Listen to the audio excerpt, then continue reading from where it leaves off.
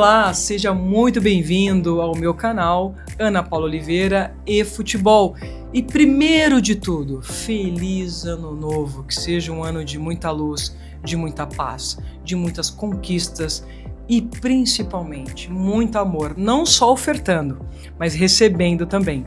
E já falando da questão amor, esse mês de janeiro é um mês extremamente importante porque ele é considerado o Janeiro Branco. Já ouviu sobre isso?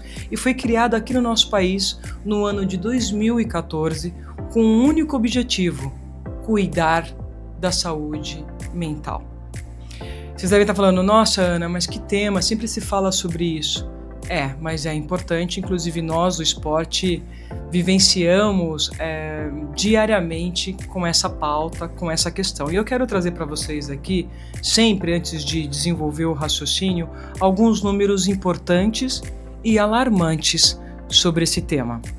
11% da nossa população, eu estou falando da população brasileira, apresenta sintomas de depressão. E nós somos o líder, olha que triste dizer isso, somos o líder no ranking na América Latina. Ou seja, o Brasil, que para muitos é considerado o país do samba, da alegria, da diversão, do povo que contagia, lamentavelmente, aqui na América do Sul, somos também o país que lidera o maior número de deprimidos. Um ponto de atenção, e a gente vai tentar discutir aí os porquês e quais as possíveis causas desse número tão alarmante. Isso de acordo com a Organização Mundial da Saúde. E falando agora da minha área específica, levar esse paralelo, né? A gente está falando aí de 11% da população, e eu já citei isso para vocês aqui, quem já assistiu e já acompanha o canal.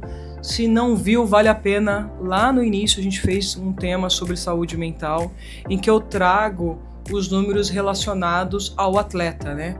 O Comitê Internacional Olímpico, ele trouxe para nós um ponto importante que eu vou reforçar aqui, que 35% dos atletas de alto rendimento possui algum tipo de problema relacionado à saúde mental. Por que eu digo algum tipo de problema? Porque necessariamente não é só a depressão como a gente está atacando, mas pode ser também a ansiedade, que é um dos temas. Inclusive, eu faço parte desse grupo, não agora porque consegui lidar com ele, de profissionais de alto rendimento que tinha e precisava lidar com ansiedade.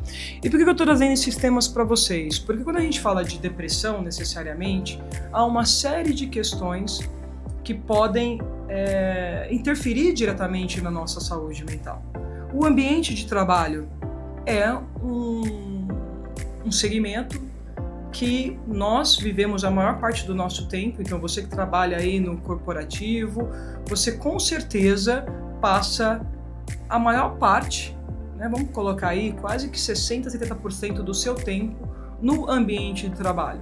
Então, quando a gente tem um ambiente de trabalho saudável, ele vai estimular pessoas a serem mais criativas, a estarem felizes, a estarem animadas. Quando a gente trabalha num ambiente de trabalho extremamente tenso, extremamente pesado, complexo, tóxico, em que as pessoas não se respeitam, lamentavelmente a gente vai estar contribuindo para o aumento desse número triste de deprimidos no nosso país.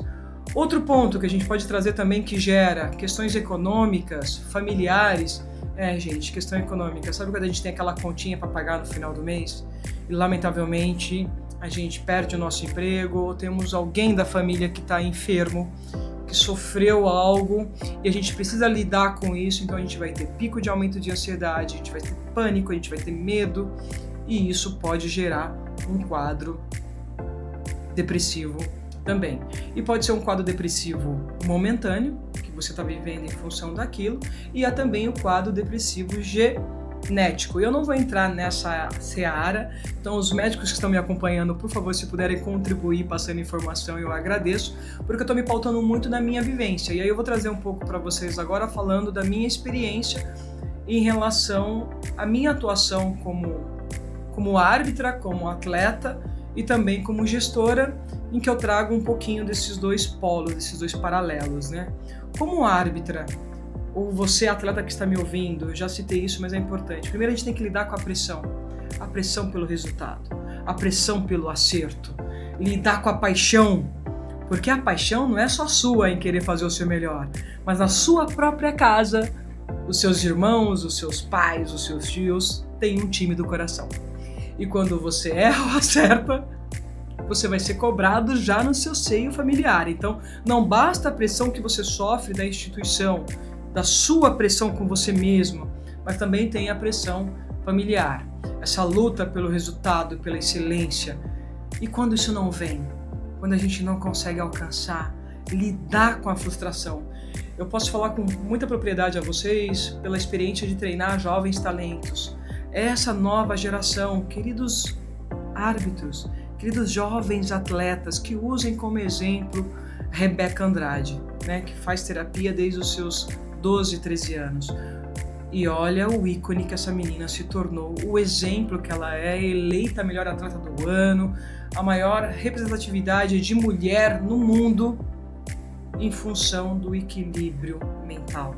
E eu cito ela porque ela hoje, sem dúvida, é um belíssimo case de sucesso quando a gente fala da prática, do trabalho, do monitoramento, da saúde mental, da autovalorização, de saber lidar com a frustração, de entender que você tem que entregar o seu melhor resultado, sim, mas que às vezes ele pode não vir. Você pode cometer um equívoco naquele último minuto, por uma desatenção, por uma desconcentração que aconteceu, e tudo bem. Isso faz parte do processo. Você vai ser mais forte no amanhã. Então, meus queridos jovens árbitros, não se cobrem tanto, tá? Eu vou falar depois, no futuro, sobre o erro. Mas o erro faz parte da sua construção também. De você se tornar um árbitro vitorioso. De você, atleta, se tornar grandioso no futuro. Aceita o processo. Assimila ele com mais naturalidade. Eu acho que isso vai te ajudar a lidar também com essa questão. Então, vamos apoiar o Janeiro Branco. Você que está passando por um momento delicado no seu particular, fale com um amigo, procure um médico, procure saúde, né? Quando eu digo saúde, cuide de você, se ame. E, gente, eu sei que parece um tabu, e eu vou encerrar dizendo isso aqui para não tomar muito tempo de vocês. Fazer terapia não é para louco. Sabia disso? Porque a gente tinha aquele tabu que, você vai fazer terapia, é louco. Eu vou começar fazendo uma provocação. E qual o problema da gente ter a nossa loucura? Qual o problema? O grande barato é você ir para terapia, entender qual é a sua loucura e saber lidar com ela com maestria, para que você possa contribuir com um ambiente de trabalho melhor, para uma performance, você como atleta, melhor no seu alto rendimento, no seu convívio com amigos e familiares.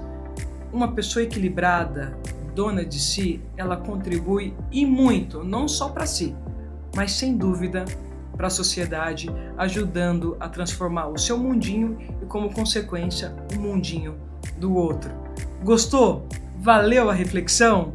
Deixa a sua curtida, compartilha, faça a sua inscrição, receba as nossas notificações do nosso dia a dia, porque em breve também teremos entrevistados aqui. Não só será eu falando, mas teremos bate-papo também com pessoas do dia a dia, com personalidades, com amigos, que eu vou ter a honra de compartilhar esse meu espaço. Obrigada, até já!